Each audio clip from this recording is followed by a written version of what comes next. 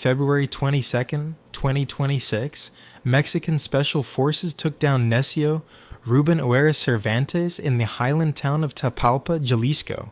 You know him as El Mencho, commander of the Jalisco New Generation Cartel, the most hunted man in all of Mexico. 15 million US dollars on his head.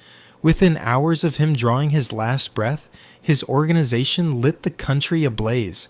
Flaming vehicles choked highways across nearly a dozen states. Guadalajara, Mexico's second biggest city, went pitch black. Inmates erupted in Puerto Vallarta. Classrooms shut down. Tourists barricaded themselves in airport terminals. The U.S. Embassy ordered Americans off the streets. One man falls and an entire nation freezes. This is how he got there. Avocado fields. Nemesis Oera Cervantes entered the world on July 17th, 1966 in the Tierra Caliente region of Michoacán. Hot country, rural, broke. His family worked avocado fields. He had 5 brothers. He walked away from primary school in 5th grade to labor alongside them. By 14, he was standing watch over marijuana crops for local traffickers, not out of hunger for power, because that was the only work available to a boy with no schooling in a region where the drug trade was essentially the entire economy. He didn't pick the life. The life was the only door open to him. At some point in his teenage years, he decided he wanted out. Not out of crime, out of Mexico. He slipped across the border into California during the 1980s. He planted himself in the San Francisco Bay Area. He ran under fake identities. Ruben Avila, Jose Lopez Prieto, Miguel Valadez. He burned through aliases the way other immigrants burned through job listings. In 1986, at 19, San Francisco police grabbed him for stolen property and carrying a loaded weapon.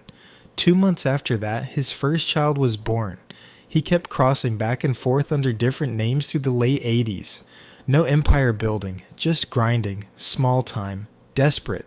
A young man from Michoacán trying to stay alive in a country that had no interest in keeping him. The heroin deal. In 1989, law enforcement caught him again in San Francisco for narcotics trafficking. Deported. He came back, then in September 1992, everything caught up with him. El Mencho and his brother Abraham walked through the doors of a San Francisco bar called the Imperial to move 5 ounces of heroin for $9,500. Abraham ran the transaction. El Mencho held the perimeter. He was 26 and already sharp enough to sense something was off. The bills were stacked too cleanly. He warned Abraham through an exchange that investigators later recovered from a wiretap. Never do business with those men again. They were undercover officers. 3 weeks later, both brothers were in handcuffs.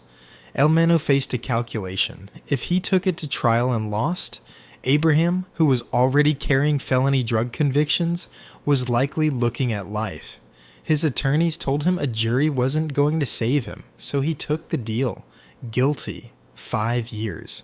He landed at Big Spring Correctional Center in Texas, a facility stuffed with undocumented immigrants. He served 3 years, made parole, got deported. He was 30 years old. He had a criminal record in the U.S., no schooling, no money, and no real future. He returned to Mexico and did something no one anticipated. He became a police officer. After his deportation, El Mencho joined the municipal police forces in Cabo Corrientes and Tomatlan, 2 small townships in Jalisco. The details of this stretch are murky. How long he stayed, what drove him there, whether it was sincere or calculated. What's documented is that he eventually walked away from the badge and stepped fully into organized crime. He joined the Milenio Cartel, a trafficking outfit controlled by the Valencia family in western Mexico. To cement his standing, he married Rosalinda Gonzalez Valencia, sister of one of the organization's key figures. It wasn't simply a wedding, it was a business transaction. A man with no bloodline, no connections, had just married into one of the most powerful criminal dynasties in Jalisco. Analysts would later call it diplomacy through matrimony. He was the enforcer, she was the pedigree. Together, they had a chair at the table, building the machine.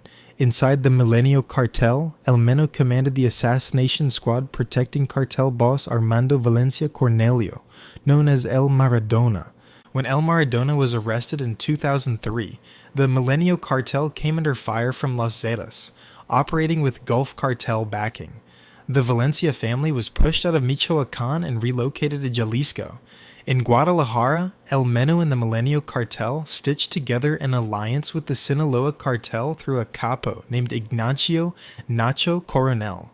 Under Coronel, El Mencho oversaw drug movement, finances, and assassinations across Colima and Jalisco. He was getting an education at the highest level, not just in violence, but in logistics, politics, and money. Then the structure started caving in. In 2009, the Milenio cartel's top commander, Oscar Nava Valencia, was arrested. In 2010, his brother followed him into custody. 2 months after that, Nacho Coronel died in a gunfight with the Mexican army. The entire apparatus El Mencho had operated beneath for a decade collapsed inside a single year. The Milenio cartel cracked into two camps. One wanted a man called El Pilo to step up, the other, carrying the weight of the Valencia family, backed El Mencho. The division turned bloody. The faction that rallied around El Mencho became something entirely new. They named themselves the Jalisco New Generation Cartel, CJNG, and El Mencho sat at the top. The rise of CJNG. What El Mencho constructed over the following decade was something Mexico hadn't witnessed since the Sinaloa cartel was at its peak.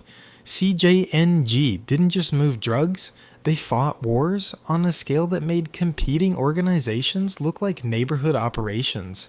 They went after rivals, police, military, and politicians with uniform savagery.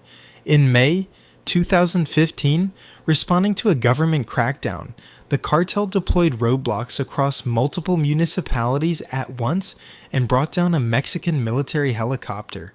3 soldiers died. The message was surgical. We can engage the army and walk away. The cartel's business model was industrial. Methamphetamine, fentanyl, cocaine, heroin.